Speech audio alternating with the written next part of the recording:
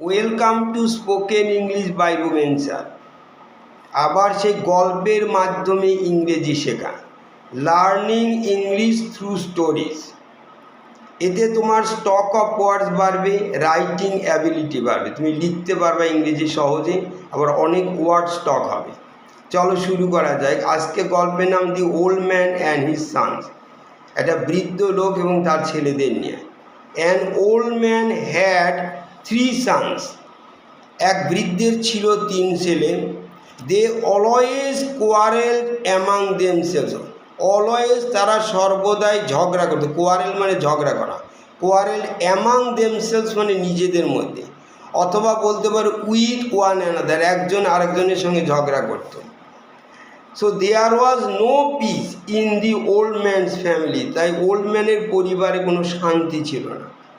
So he advised his sons not to quarrel. সে তার ছেলেদের উপদেশ দিত ঝগড়া না করতে, but they did not listen to his advice. তারা তার উপদেশ শুনত না। Then one day the old man hit upon a plan. সে একটা বুদ্ধি আটলো। He made a bundle of sticks. সে লাঠি দিয়ে একটা বান্ডিল বানালো। And gave the bundle to all of his sons. প্রত্যেককে ওই বান্ডিলটা দিল। টু ব্রেক দি বান্ডিল, বলো break the bundle.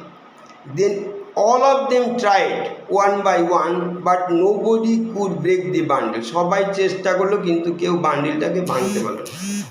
Then the old man untied the bundle. Untie মানে খুলে দেওয়া, টাই মানে বাঁধা, আনটাই খোলা। যেমন লক মানে তালা দেওয়া, আনলক মানে খোলা। ওরকম আনটাইড দি বান্ডিল খুলে দিল। And gave a single stick, একটা করে লাঠি, to each of his son. প্রত্যেকটা ছেলেকে একটা, ইচ মানে প্রত্যেকে একটা করে লাঠি দিল। But this time the son could break the bundle the stick easily. এই সময় সহজেই ব্রোক দি স্টিক, ভেঙে দিল। Then the old man told them the value of unity. তখন ওল্ড ম্যান তাদেরকে বলল একতার যে মূল্য।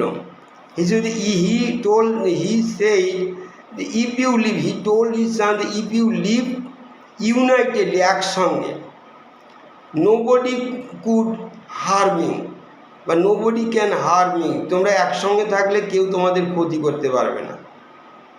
And then the sons started living together unitedly and without any quarreling. কোনো ঝগড়া না করে একসঙ্গে থাকতে লাগলো। They lived in peace. Moral হচ্ছে ইউনিটি ইজ স্ট্রেংথ, মানে একতাই বল। Thank you.